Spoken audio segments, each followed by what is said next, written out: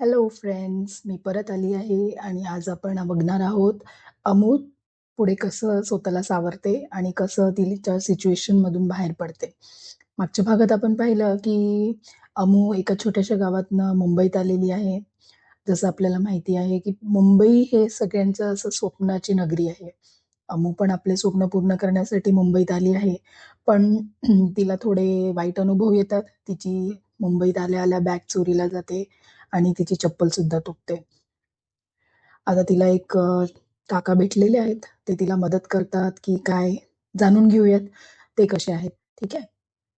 चला मग सुरू करूया आजच्या भागाला. Stories on Mike. Stories on Mike. Stories on Mike. अमूच्या डोळ्यातून वाहणाऱ्या अश्रूंच्या धारा काही केल्या थांबत नव्हत्या. तिचं सगळं जगच जणू तिच्या त्या बॅग सामावलं होतं आणि ते आता तिच्यापासून हिरावलं गेलं होतं.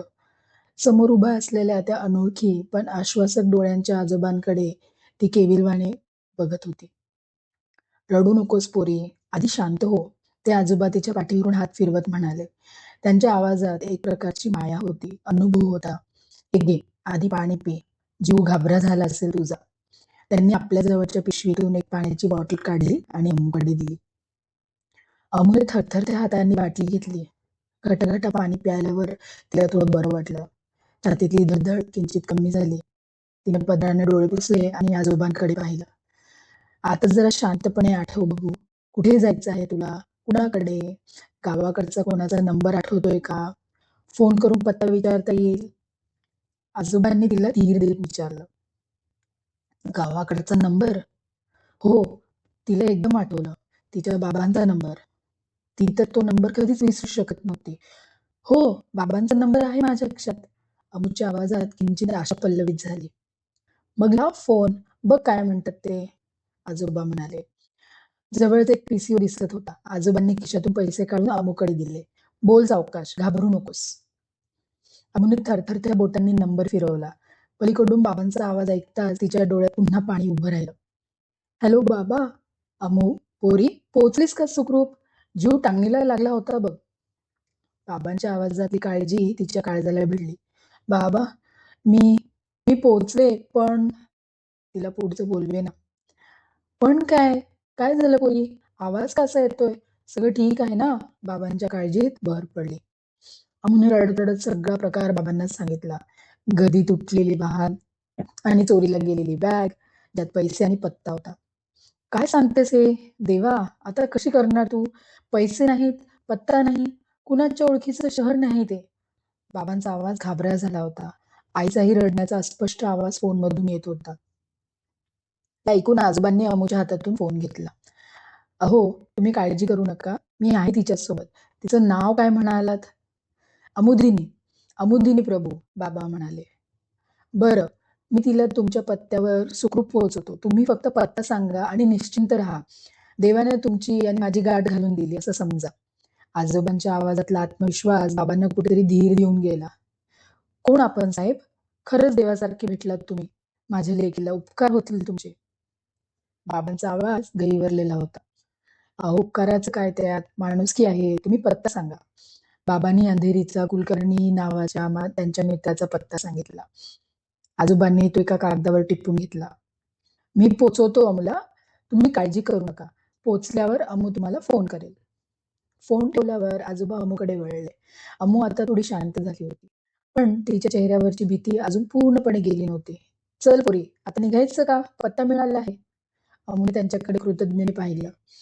आजोबा, मी कशी जाऊ एकटी? मला काहीच माहित नाही इथलं. आजोबा किंचित हसले.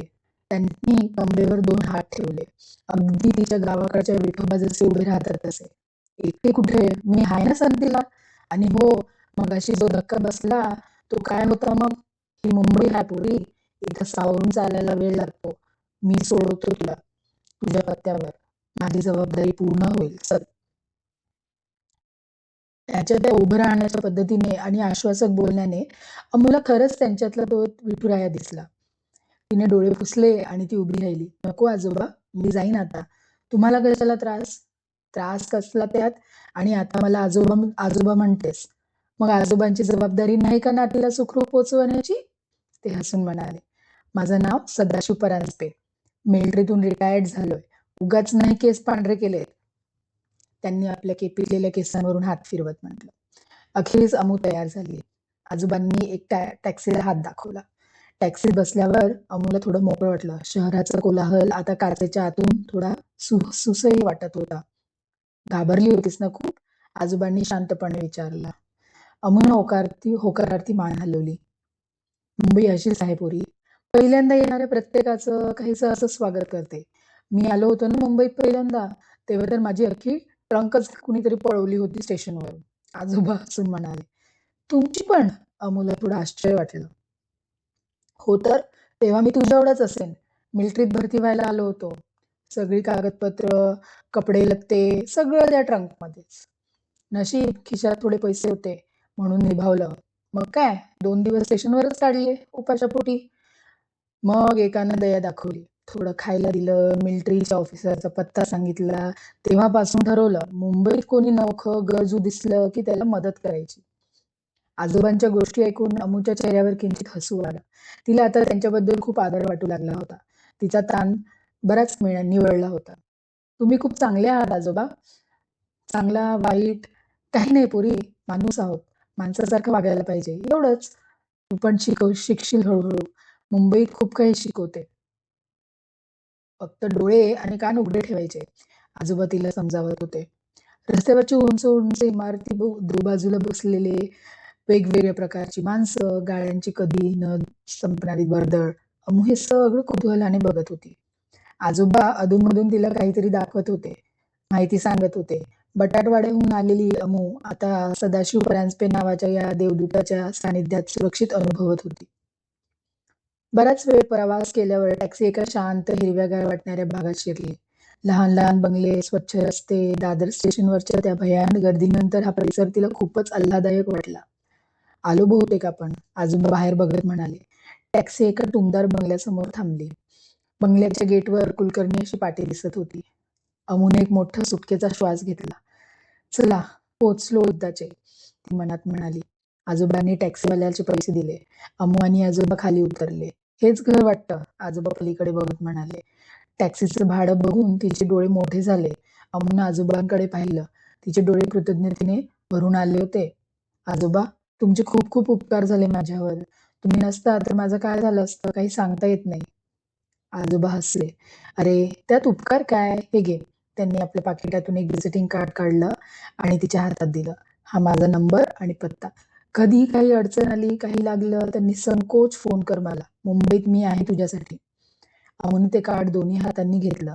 नक्की आजोबा, मी तुम्हाला परत नक्की भेटायला येईल आणि तुमचे हे ऋण मी कधीही विसरणार नाही. मी ते नक्की फेडेन. ऋण वगैरे काही नाही पोरी, तू सुखी राहा, मोठी हो, हेच माझं ऋण फेडणं.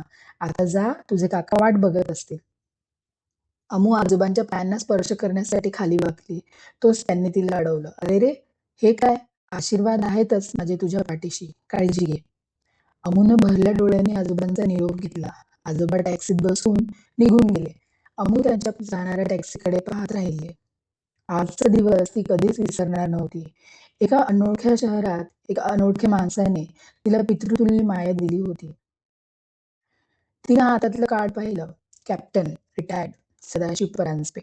तिनं ते कार्ड आपल्या कापडी पिशवीत जपून ठेवलं. मनातल्या मनात तिनं त्या देवमाणसाला पुन्हा एकदा नमस्कार केला आणि कुलकर्णी बंगल्याकडे वळली. तर मग फ्रेंड्स, कसा वाटला आजचा भाग तुम्हाला? तुम्ही कधी अनुभवलं असेलच ना असं? आपण खूप काळजीत असतो, चिंतेत असतो, काय होईल पुढे काय नाही माहीत नसतं.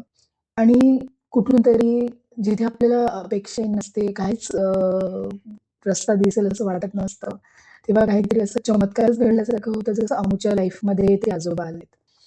खरंच जर अमूला ते आजोबा भेटले नसते तर तिने या अनोळखी शहरात काय केलं असतं बरं? कशी पोचली असते ती? तिच्याकडे तर फोन करायला सुद्धा पैसे नव्हते. आणि अशाच छोट्या-छोट्या इन्सिडेंट्समधनं आपला खरंच देवावर विश्वास होतो. मला नाही माहीत देव आहे की नाही, पण अशी एक शक्ती नक्कीच आहे, की जी आपल्याला एक जगण्याची उमेद देत असते प्रत्येक अशा संकटाच्या वेळी आणि त्यालाच आपण देव म्हणतो, असं माझं मत आहे. तुम्हाला काय वाटतं मला नक्की कमेंट करून सांगा आणि आजचा भाग कसा वाटला तोही सांगा आणि चॅनलला सबस्क्राईब करा ज्याने की मी पुढचा भाग टाकला की मला नोटिफिकेशन येईल आणि तुम्ही तो भाग लगेच ऐकू शकाल. ओके, चला तर मग भेटूया पुढच्या भागामध्ये. Bye bye. Stories on Mike. Stories on Mike.